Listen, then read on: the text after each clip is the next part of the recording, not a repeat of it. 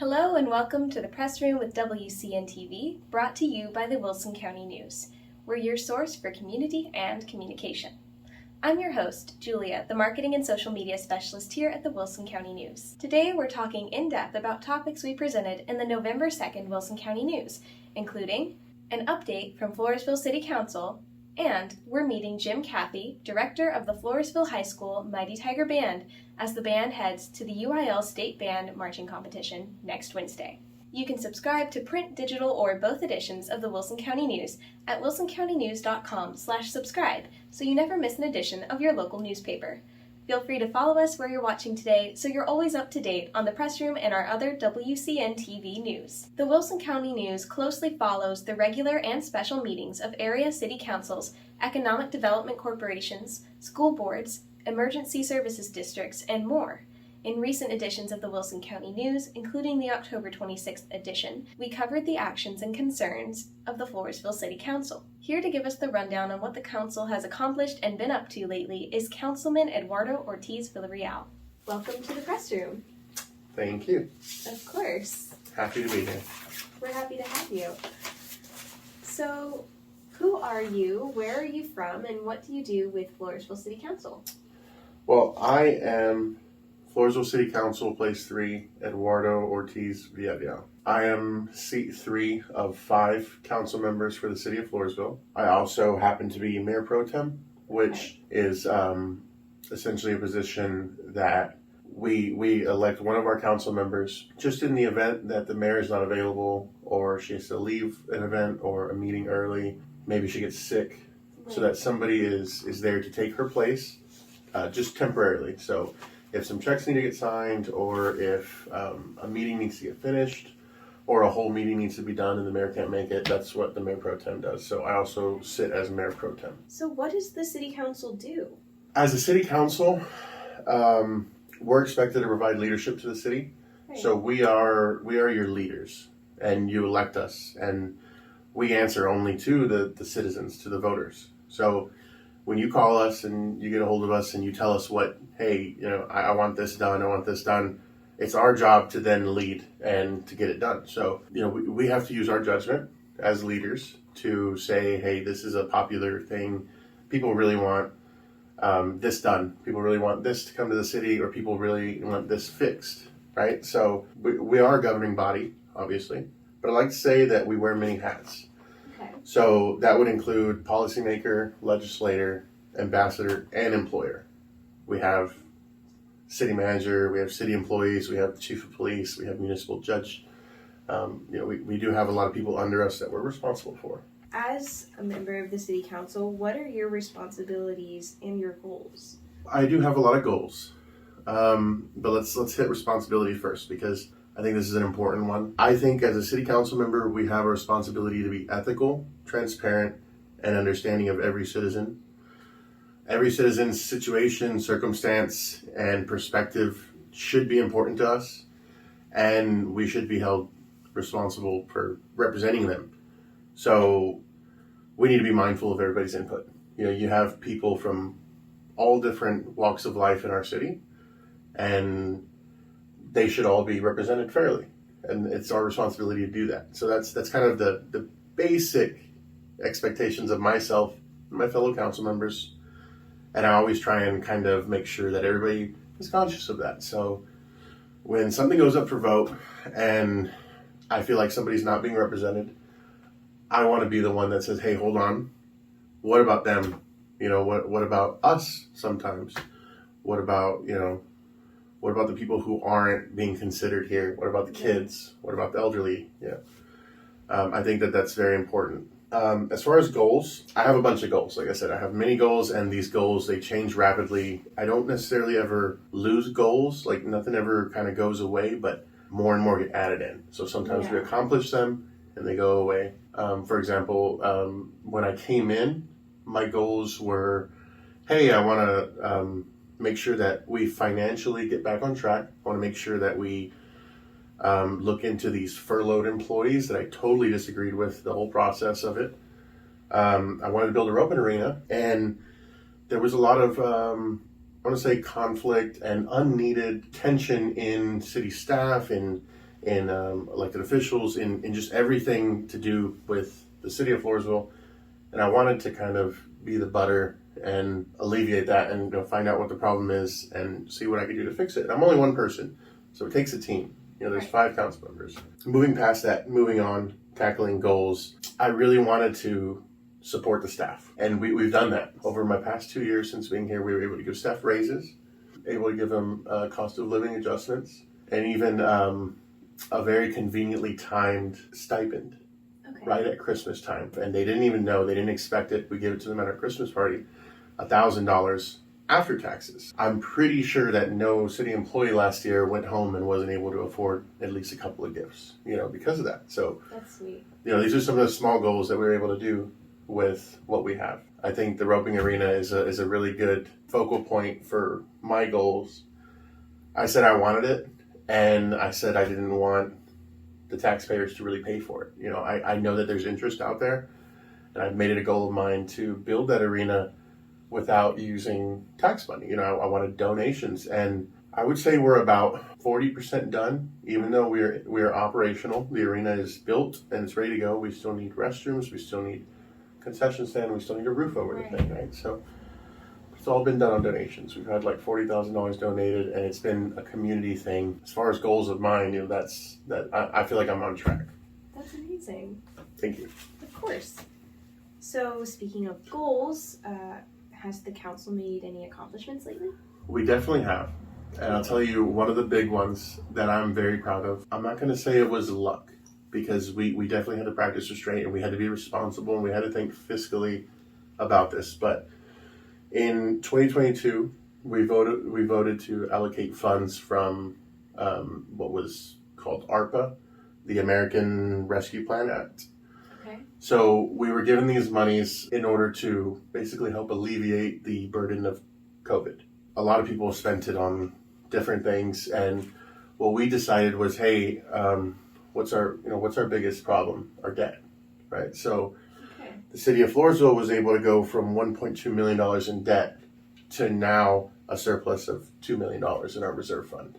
Wow. Which means that this constant red number that we've been carrying for years and years and years, and everybody is like, hey, we bailed ourselves out. This is absolutely taxpayers' money. This is your money that's coming back and being repurposed. However, instead of us taking it and blowing it on something that somebody wants, like something that can be done later, we decided, hey, this is something we need to address now, address our debt, and get that cushion that we need just in case, another COVID hits. Right. We'll be ready, and we won't be broke, and we won't have to furlough employees. Since COVID, since me coming into office, which was about COVID time, we've been able to regrow our staff. We've been able to renegotiate contracts. We've been able to build relationships with organizations such as the Floresville Wildcats, the Little League, Peanut Festival.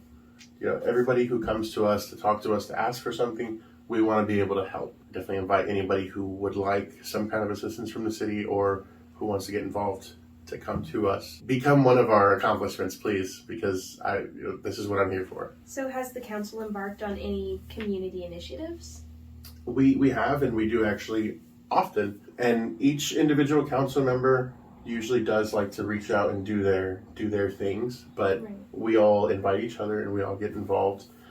I know Marissa Jimenez, she always wants to be involved with the food bank. San Antonio Food Bank does things all the time, and you always see her out there. Miss Cantu, she actually recently we had a thing with Cicada and the Methodist Church and Wesley Nurses, and we had a Hispanic Heritage event down at Lodi Park.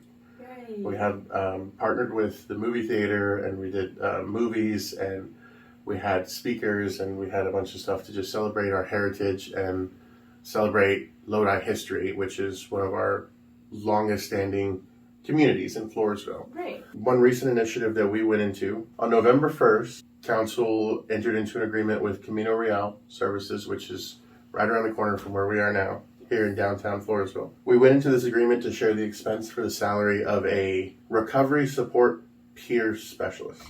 Okay. So This specialist will provide substance use support to individuals with substance use disorders in our community. We all know that every city faces monsters. We have everybody. Every day turns to night, and we have issues that we have to address. Substance abuse and addiction are very powerful enemies, and I think that they hit us all. I think that we've all experienced it either ourselves or we've had family members or friends who have faced these challenges. And I think that that's one of the great initiatives that we were able to get involved in, was to say, hey, bring somebody in, and not just anybody, bring somebody that we can pay, a decent salary, and the city will split the cost. Right. We'll help pay for it. That's amazing. So there's so many things. Any community events or any organizations who would like to reach out to the city of Floresville and say, hey, let's just sit down and talk. I welcome them to call me, get a hold of any council member that you may wish, get a hold of Andy Jocelyn, get a hold of the mayor, and come talk to us, because definitely love to help these people, to reach out to them to see, hey, what can we do? Because as a city, sure, we don't have tons of money to just give away to everybody, but we have personnel, we have buildings, we have classrooms, we have the means to help in some way or another. We have Facebook pages where we can help advertise. We have friends of the newspaper. There's a lot of things that we can do to try and help these organizations to grow and to help people, because everybody needs help at some point or another in their life. And as an elected official, I think it is also my responsibility to try and help them wherever I can. So what are some current projects that the council is working on? Let me break this one up into projects that we're working on now, and then projects that we are probably going to see in the future. But as far as us, the city, what you should expect from us is more of infrastructure. So right now, for example, we're currently working on the Plaza well. That's the well that's over by Jack's Cafe. We're drilling a new well, and that's cost us, well over $1 million. And especially with the rising cost in materials and labor and everything, it's getting a little expensive, but that's going to improve our water quality. That's going to improve our access to water. We have our hike and bike trail project. So we're actually doing some engineering and design on the hike and bike trail right now. With those two things alone, just the new water well and a finished hike and bike trail, we're looking at people coming in from San Antonio, people coming in from other states, other cities, moving to Floresville, and they say, hey, how's the water? That's probably the first question a lot of people ask, and that's the last question we want to answer sometimes. So we need to address that. And then they say, hey, well, how are the parks? How are are there any trails to ride our bike, walk our dog, go hiking, whatever it is. So, hey, we're addressing two of those things right there with current projects, and they are expensive. Of course, we try and be as responsible as we can when bidding and when going out for looking for these expenses and how we're going to deal with them, or how we're going to address them. But those are two projects that we're currently working on. Now, in the future, you can expect many projects. There are several things that we've been looking at in our 5-year plan, and this is a capital improvement plan. So most of it, I'll tell you right now, is infrastructure. So lift stations, booster pumps, tank painting for our water towers, like that stuff is not just a good thing to beautify our city, but to improve the quality of water. It's actually something that needs to be done. I don't know if everybody knows this, but water towers need to be painted. Other parts of infrastructure include water, like I said, sewer, lift stations, collection systems, city pool renovations, some parking lots and things like that are down the list. There's some big things in there as well that we've been looking at, like the potential for maybe closer to 5 years down the road, a new police station. These things are going to cost millions of dollars, and the money is out there, and we're looking to get it through grants, through whatever means that we can.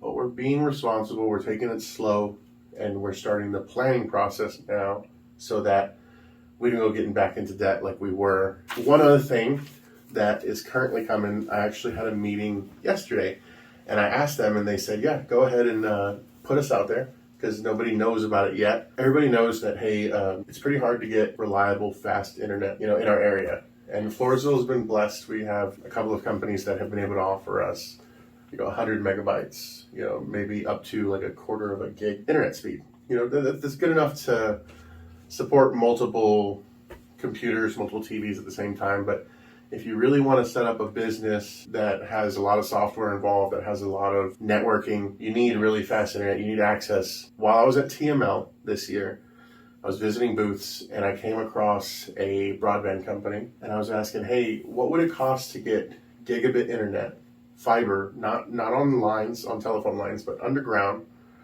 What would it cost to get fiber out to our city? And it was a lot of money.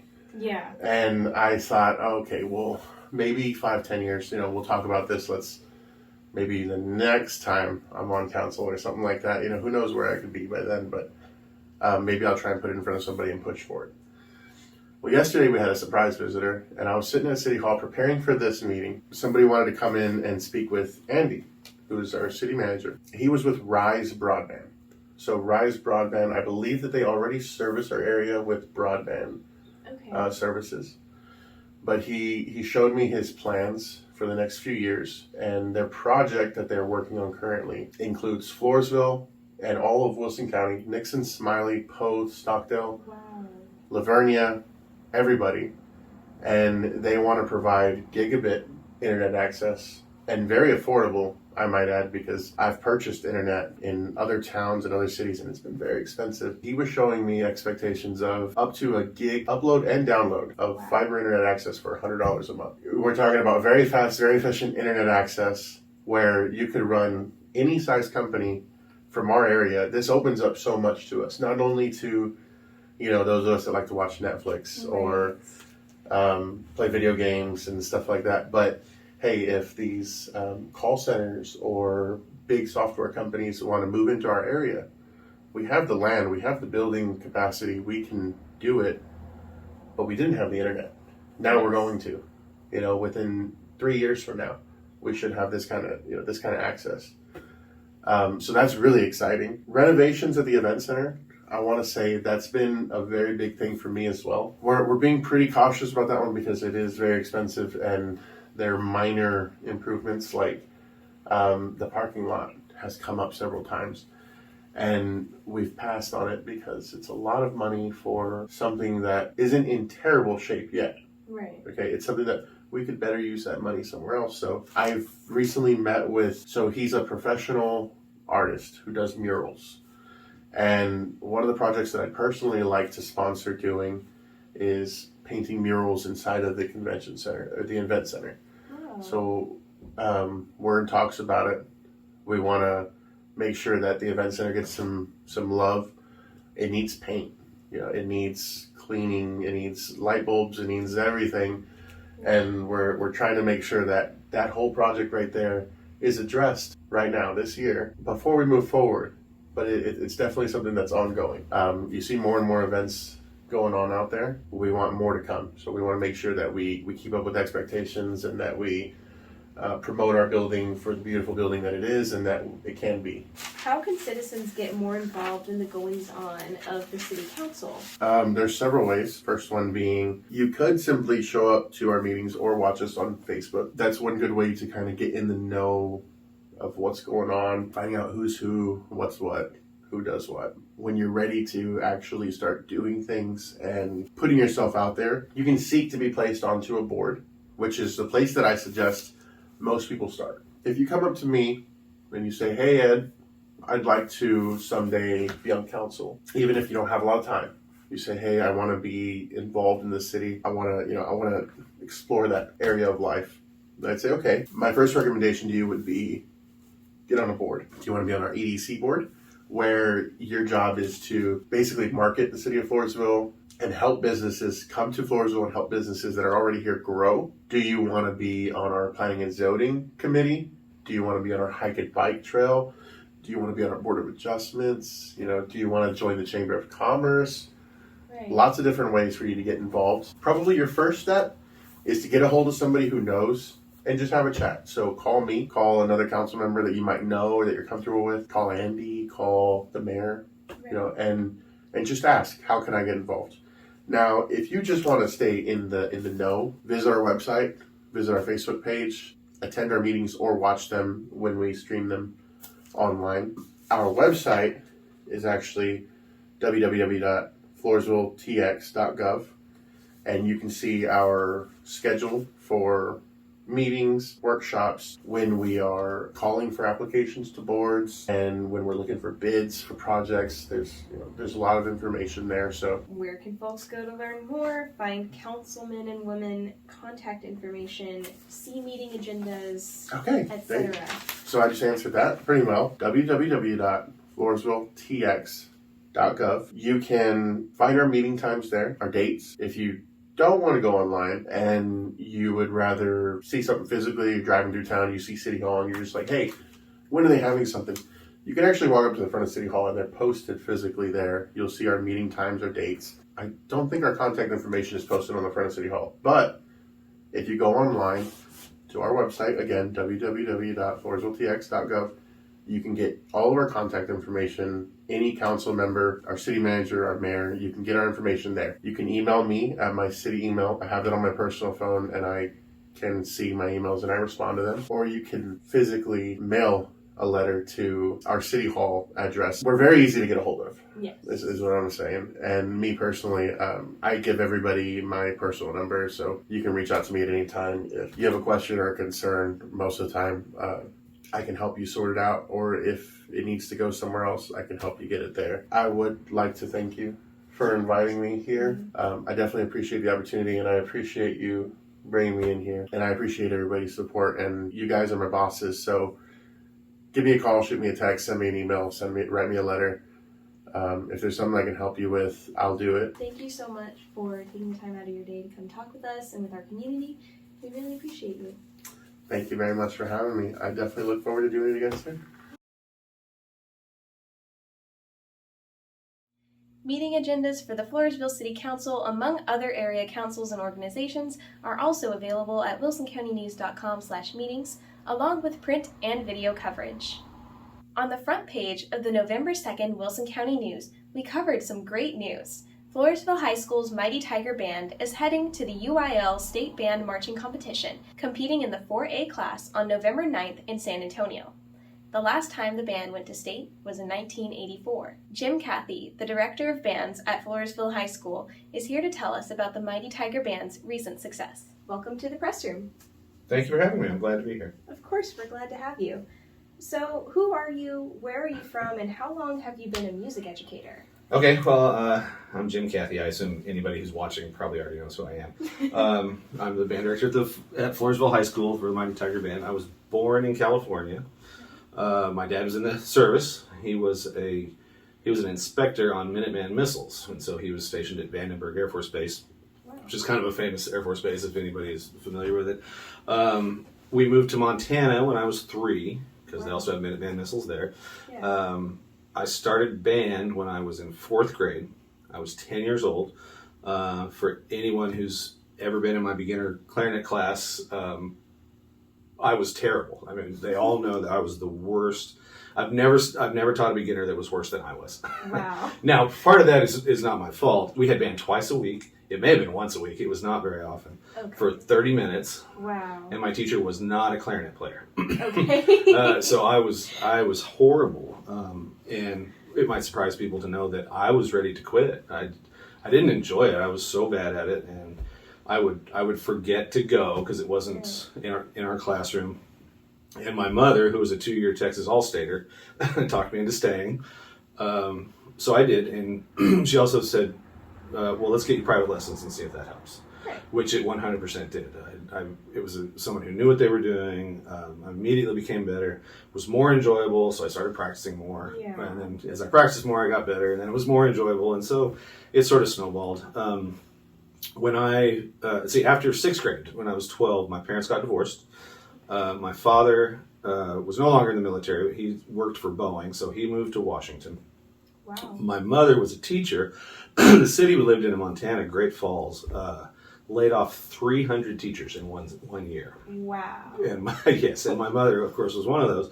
So my grandparents, her parents, lived in Odessa, Texas, And we moved down here. She had no job, Right. not necessarily a prospect for a job, but thankfully got one. I slept on a cot in my grandparents' kitchen for a while. Oh my gosh. Yeah. But she immediately took me to the junior high and put me in band. And I fell in love with what I saw. Texas band is not the same as band anywhere else. The band I was in, the junior high band, first of all, the first day I was there, we did marching band back then. We actually did UIL marching band. In middle school? Yes, yeah. Wow. And the band was better than any high school band I had seen in Montana. The drum line, I was like, I've never seen anything like that drum line. And I was hooked and just fell in love with it. And went to West Texas State University, got my degree, started teaching. So I started teaching in 1990 in Amarillo. So this is actually my 31st year of teaching. Wow. and I have an anniversary coming up. This is my 25th year in Floresville. Oh, well, happy anniversary. Well, thank you. Of course. So that being said, you just mentioned how long you've been at Floresville. That's 25 years. Mm-hmm. Have you been directing the Mighty Tiger Band the whole time? No, I came here, and there's a very long story attached that I will not tell. I came here in the middle of the year in 1998. I started in February of 1998. Okay. With the expectation that I was just to finish out the year. It was just, they really wanted a percussion teacher, and I'm, of course, not a percussionist. And so, okay, I'm fine with that. I'm in the San Antonio area. I'll find a job somewhere else. Right. And they offered me a contract, and I've been here 25 years, like I said. So I was the middle school assistant for 4 years. Okay. Following that first half year, and then I was the middle school head director for 3 years, and now this is year 18 as head director of the high school. Wow. So you've come quite a long way. I have, yeah. And it's one of those things I'm not sure what I expected my life to be, but it wasn't this. Yeah. And my life is pretty great. Well, I'm glad you think so. Yeah, I absolutely do. Well, congratulations again on making state this year with the Mighty Tiger Band. How long has it been since the Floresville High School Marching Band has performed at the UIL State Contest? The state marching contest began it was either 1978 or 1979. I don't remember which. Okay. And the Floresville Band went before this year. They had gone 4 years in a row from 1981 to 1984. The process is different now than it was then. The first 2 years, and actually I know this because that's also the years I was in high school. Okay. Like I marched at the state marching contest in 1981. Wow. Yeah, right? That's really cool. But back then, in 81 and 82, all you had to do was get a first division at the region level, and you were automatically at the state contest. Okay. And I also assume anybody who's watching me speak knows what a first division is. Yes. it's a superior rating at the contest. Then for those in the next two, 83, 84, they changed the process. You had to, of course, actually you didn't have to get a 1. The judges picked the 2 best bands from each region, and they qualified to go to the state marching contest. Interesting. So the first 2 years, 81, 82, the Floresville Band made a 1 contest and went. But the next 2 years there was sort of a playoff system. They had to be picked as one of the best 2 bands in the region to qualify for state. So now, as I'm sure you know well, you still have to get that first division at region. Yes. And so now they have an area contest, which for us in the 4A bands, it starts basically in San Antonio. There's a couple of bands from like the Canyon Lake area, Right. and it goes down through the valley. So at our area contest, there were 32 bands. Wow. We finished 5th in prelims, and at finals we were 3rd. Yeah, and they That's so awesome. and they take 6. So we just wanted to be in that top 6 to go to the state marching contest, and we were Right. 3rd. Yeah. Wow. So now the scoring system is still the same. For those that don't know anything about it, you can have a 1 through a 4, I believe. 5. Yeah. 5. And Yeah. 5 is the absolute worst. 1 is the best. Yes, 1 is superior, 2 Yes. is excellent, 3 is good, 4 is fair, and 5 is poor. All right. So to get that top 3 rating, you have to at least get a 1. Yes. And then there's a decimal system Correct. for how they sort you. Yes, that's exactly right. All right. So keeping on topic with the contest. When and where will this year's contest be held? The state marching contest is in San Antonio, which is great for us. It's at the Alamo Dome. It's about a 30-minute drive. Yeah. We are, the 4A bands compete Wednesday morning and afternoon in prelims. It's a similar area to area. And then finals that evening. So we perform at 10:30 a.m. at the Alamo Dome next Wednesday, November 9th. All right. Are parents, friends, and families able to go watch the band? Oh, yes, encouraged and loved to come. I've had tons of people tell me that they are planning to go. So, Good. Yeah. That's awesome. Can you tell us about this year's marching show that the MTV has been performing? Sure. The show is called Beyond the Sidewalk. All right. It is sort of an extension of the poem Where the Sidewalk Ends by Shel Silverstein. Right. And the idea is that, particularly in childhood, the sidewalk is, you're kept on a very specific way to go. I'm going now in 5th grade, now I'm 6th grade, now I'm junior high, now I'm high school, and then at the end of that sidewalk is where your creativity can begin, where you can actually do what you want to do and explore different things. So Right. the show, if you've seen it or if you haven't, it starts off, everything is black and white, with the exception of the band uniforms, of course. The color guard is wearing white dresses with black accents. We have a cityscape in the back that's black and white. And then as the show progresses, we add color. Right. Those cityscapes turn to color. And then by the end, there's one particular cityscape that's 4 panels wide that becomes color all at once. And the color guard has a costume change that goes to a very bright red. Actually, it has so many colors in it, but it's generally red. Yeah. And there's one painter, I guess, has a paintbrush and changes them to color. She's still in white. And then the very last thing in the show, she runs through the band and she has changed to color as well. So Very cool. yeah, it's a good show, yeah. It sounds like it. Yeah. And I'll also say a little plug here. First of all, I also want to, kind of going back to when I was a kid in Montana, when I was not very good and did not have a good teacher, that is something that the Floresville kids don't have to worry about. Right. We have the best band staff. I know you know all of them. Mr. Beaver, Mr. McCardle, Mr. V Franco. We have 2 new teachers, Judith Belmontes, who is actually a former student here, and Jacob Martin, our color guard and middle school directors. They just do a fantastic job. I could not say enough about them, and they make my job quite a bit easier. Sticking on the topic of this year's show, Yes. Is it unique compared to past shows? In a way, yes, it certainly is. It's pretty esoteric. I mean, I am a very kind of surface person. Like I remember in high school, like if we had to read a poem and analyze it, I had no clue what it was about. So like, last year's show was Romeo and Juliet, which is pretty cut and dry. We know what that's going to be. We had La La Land, pretty cut and dry. Right. Mary Poppins. I mean, to me, that's generally how our shows have been, and this one is not that at all. We have a former student, not mine, a graduate of Floresville High School, Manuel Maldonado, who he writes our music. He's been arranging our music for years. Yeah. But he also coordinated the show this year. Okay. So the idea was his. We had a meeting where we had just pages of ideas, and we narrowed it down to that. And he's the one that kind of, okay, now we're gonna make it black and white, and now we're gonna add the color, and we need to put this prop here, we need to put these things here, and this is, and so having the show coordinator has really helped a lot, and the fact that he's from Floresville is also very gratifying. Just kind of brings it all home. Yeah, it really does. Yeah. It absolutely does. Yeah. That's And so yeah, awesome. yeah. He came out and worked with the band last night, and became very emotional that we were performing well, and I have to say, I know it's not one of your questions. I feel that from the entire town. Like everybody I've seen is just congratulating me and the kids and all the former students like yourself. Everybody, it just seems to feel like what it feels like to me is everyone feels like they made state as well.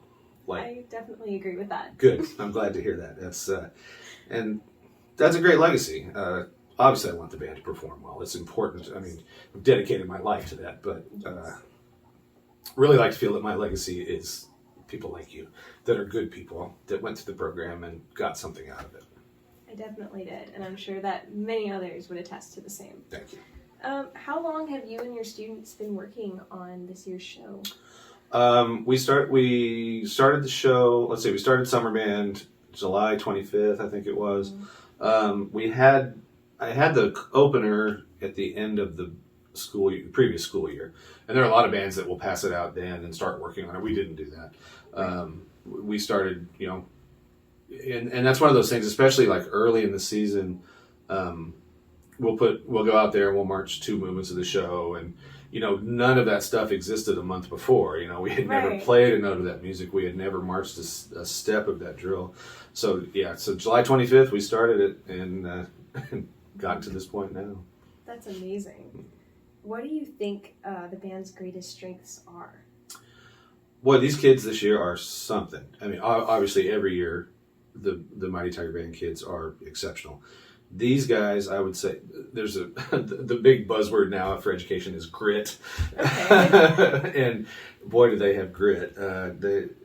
Honestly, I looked up grit before I came just to make sure I understood what it was. And it talks about strength of courage and resolve.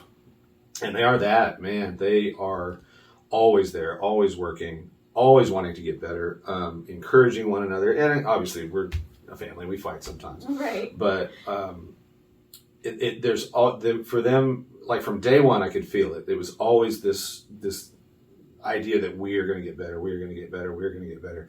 And every day they do. And we're still getting better. I mean, the band is so locked in right now, and the performances have been very solid for a couple of weeks. And of course, I had rehearsal this morning, and it got better. Wow! And yeah, exactly. It is something. It is different in a way, but also very similar in a way. But yeah, I would say they're resolved. And I'll tell you a quick story. So Saturday we had area, which is in Cal Allen. By bus, it's about a 2-hour drive.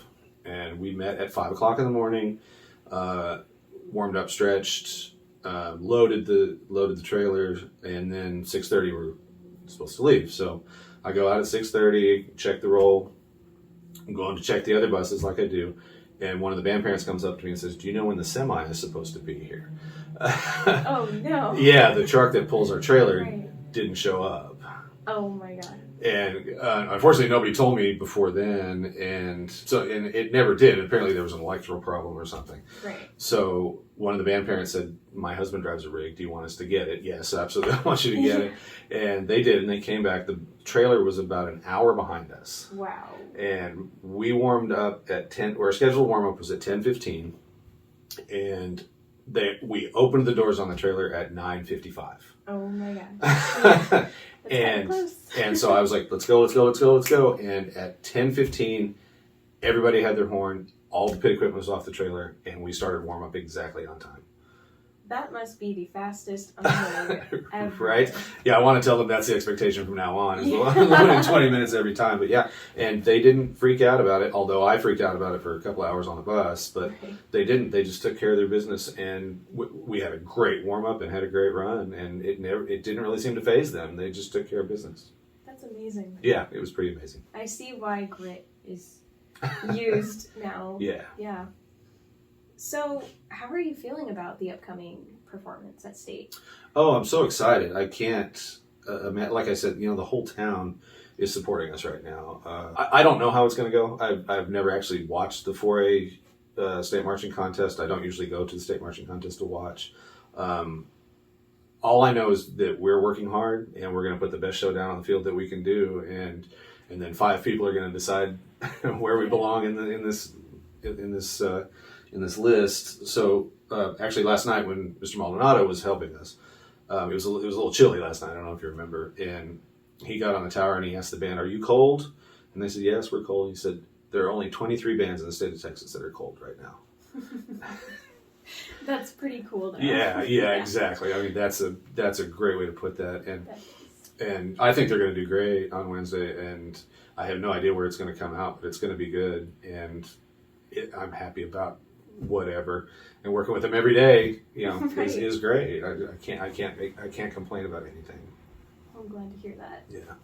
Well, we wish you all the sincerest of luck at your performance. Thank you. Of course.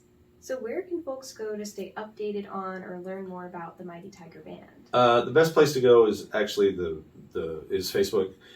We do have a webpage at the school, which I'm in charge of, which doesn't get updated very often. In fact, I'm not sure I've updated it since the summer. There is also a Mighty Tiger Band Facebook page, which does not get updated very often. Once marching season starts, there's not a lot of extra time for a lot of extra things.